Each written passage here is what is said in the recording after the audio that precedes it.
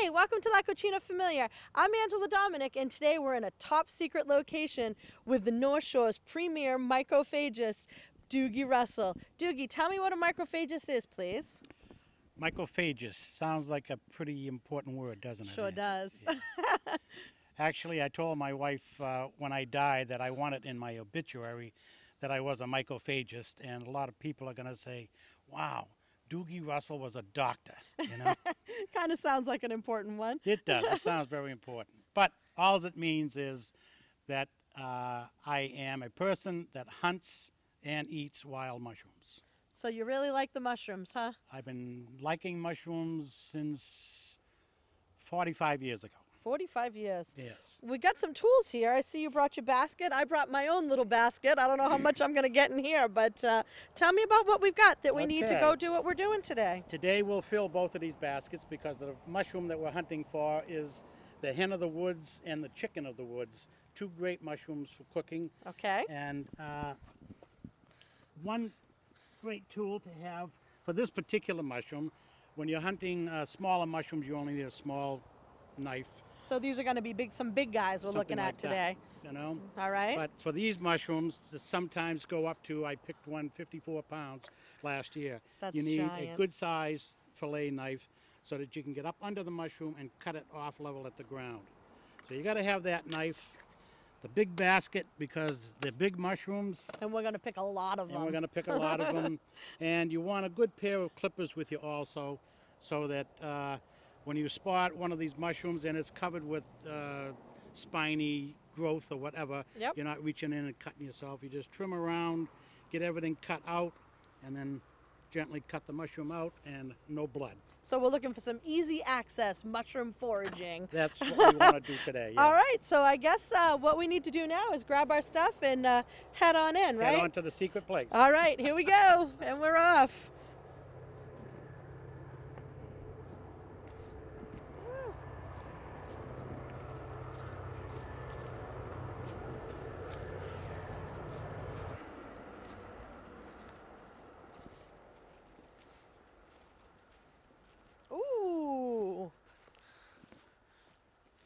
We've got some beauties over here on this side of this tree. So Doogie, before we get cutting, tell me a little bit about what we're looking at here. What kind of tree are we at? What kind of mushrooms are these? Let's get a little education. We're starting out with the hen of the woods. So that's what these both are, hen of the woods? This one here and here. Yep. And we're looking for large oaks, as you can see here. Yeah. This area has got some pretty large oaks in it. And when you're out hunting the Grifola frondosa, which is the hen of the woods. Say that again, what's it called? Grifola frondosa. Okay. Don't ask me too many more of these Latin names. Nope.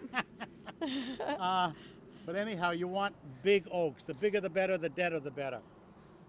If you've got potential oaks like this in your backyard, check them, and you see these mushrooms at the base,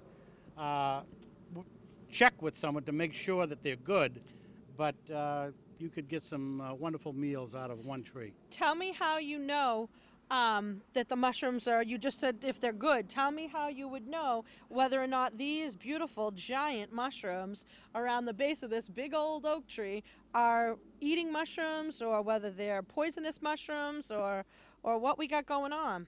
To go out on a foray with someone like myself, just seeing them for the first time is all you need to do. It'll identify, you can identify from that point on because you couldn't confuse that with a fire hydrant. Really. Right, right. I'm with you on that one. All right, so we're going to go ahead. Are we picking today? We're going to pick these two and take them with us, and hopefully, if I could show you here,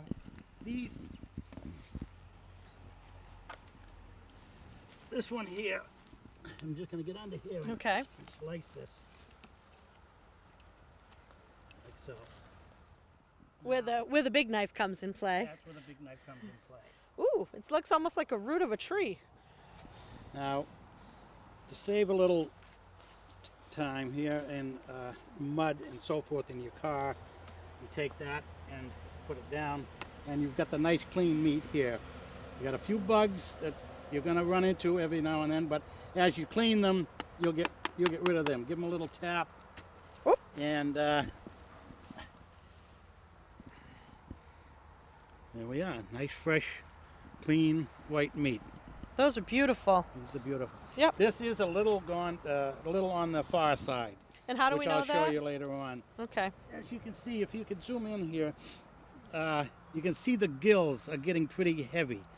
And when they start to show a little bit of darkness up here like this, the mushroom is on its way out. Okay. So we want to find some that are a little more ripe than this particular piece here. And the one around the corner? The one around the corner is going to be the job here. This one is... Probably 10, 12 pounder maybe. Maybe so I was just going to more. ask you how much you thought it weighed.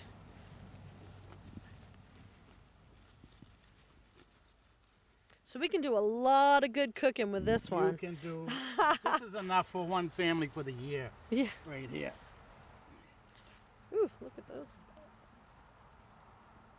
Lots of little guys crawling around.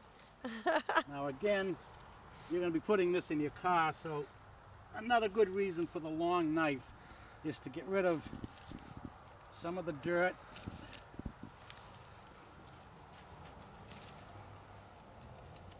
That is just spectacularly beautiful. And again, this one is a little on the old side, and later on in the show I'll explain how you can tell when it's ripe and when it's not ripe, okay? Okay. A few more identifying traits there as far as being ripe and not ripe. And I'll give one of my secrets away because I'm getting out of this trade here. I'm going to start giving talks on mushrooms and teach people how to pick them. Top But secrets. one of the things I always do is pick up wherever I picked and take them and throw them into the woods.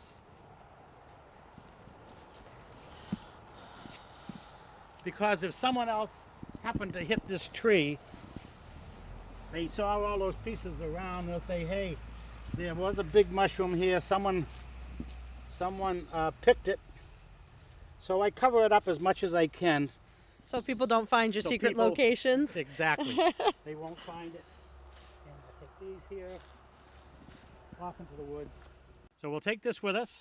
All right, we're going to pack them up in our basket. And I think that's all we're going to get from this secret location. Now that we're back in the kitchen, we're going to go ahead and make some mushroom soup. Doogie's going to walk us through what these beautiful mushrooms are that we've just found out in the woods. Doogie, what do we have here now? Well, we have two kinds of mushrooms today. One is hen of the woods. Okay. And the other, this beautiful mushroom over here, is the chicken of the woods. Those look a little crazy. They are perfect time for Halloween. Nice. All right. Now this one here, we're going to take apart, and so the people that know this mushroom or find it can pull it apart, do whatever they want with it, but I'll show you how to clean it a little bit. Okay, so we're going to first of all, clean the we're gonna mushroom. cut right into this beautiful mushroom here. And as you can see, it's all white meat, but it's going to need some cleaning. Can I touch it? Sure. So Yeah, it's nice and firm. Oh, it's really firm. Yep. Yeah. Let me move this guy a little bit out This of your is way. one of my favorite mushrooms of all time.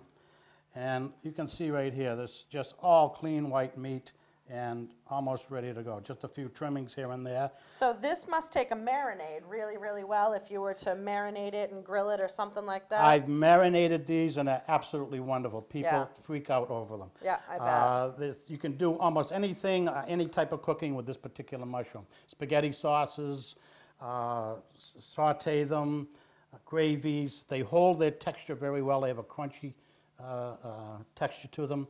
And it's just a wonderful mushroom to work with. Nice. So how do we know when these are fresh or when they're ready or like stuff like that? Well, it's something that you pick up along the way as a mycophagist. And you'd, again, I just want to cut this here. You look for signs of white powder on them telling you that the spores are dropping and the mushroom is gone by. Don't bother with it. Okay. It's still edible, but you want it as fresh as you can naturally for like anything else that you cook with. So what do we just chop this up, or how do we get this ready to make some soup with? I usually chop it up, or if you like, you can pull it apart like so and just keep bringing the pieces out. Chuck them over nice and clean, put that off to the side, and you just do a little cutting here and there. And there's a lot of waste that goes with this, but Yeah. the mushrooms are so big, you don't worry about it. Yeah. You don't worry about it. So can you use all the stalks and stuff that you take off this to make stock with? Because I don't throw anything away, as everybody knows that we save the ends of the celery, the tops of the leeks, we save everything to make things like the beautiful vegetable stock we have on the burner right now. Yeah. Can you use these stalks to make vegetable stock with? Most assuredly. Just you want to clean them maybe a little bit extra than I'm doing here for the pieces I'd normally throw away, but you can do that. Little more work, but it can be done. Nice. And at times you'll find this mushroom and you can just pull it apart. There is absolutely nothing there except beautiful meat. Excellent. So I guess I'm going to go ahead. You want to finish cleaning that one for me? I'll start on this. And I'm going to go ahead and get started on the soup. Today on the mushroom soup, we're going to do just a basic start to it. I'm going to use some leeks and some celery. Now, I've only got the hearts of the celery today because I really want all the flavor from the leaves. And again, we'll save the ends because that's part of vegetable stock. We don't throw those away. So I'm just going to give my celery a nice chop. I've already got my leeks in the water. When you're using leeks, a lot of times they're really dirty on the inside. So you want to give them a good cut and make sure you soak them in some water. You'll be able to see that all the dirt's going to settle to the bottom of the bowl and all of the nice, clean, fresh leeks are all over the top. So let me get my celery chopped, which we're just going to do a nice rough chop because we're going to cook it down pretty good in the soup. Again, we're looking for the flavor from our celery and our onions just to give a nice base to the soup. We've already made a vegetable stock, which again is things like the tops of the celery, the tops of the leeks, the peels from your carrots. I always keep a bucket in the freezer that when I'm making a salad and I've got the ends of the onions or anything like that, and I just throw them right into the freezer. So when you need some vegetable stock, you've got all your veg all right there ready to go. So let's just give these a nice chop. And again, we're just rocking our knife, making sure to keep the tip on the board and keep your fingers out of the way. And we're going to go right straight through all those leaves as well because there's great flavor in there. And that's perfect.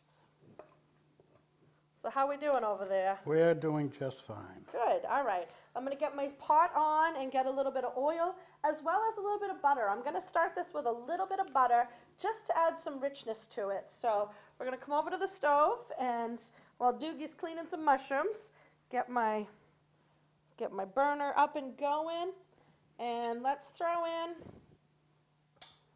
a couple of tablespoons. Just cut them into pads. Just a couple of tablespoons of butter right there in the pot, and let's put a little drizzle of oil in there with it. Some good flavor. We're going to let that heat up, and then we're going to add our leeks. Nice and high. We want a good sizzle on it. Our leeks and our celery to it. Let's grab a bowl to put my celery in. So those are looking kind of funky, Doogie. They are rather funky. It's kind of fun to be able to walk out into your yard or out into the woods and be able to come across cool things like this that are growing right in your backyard sometimes.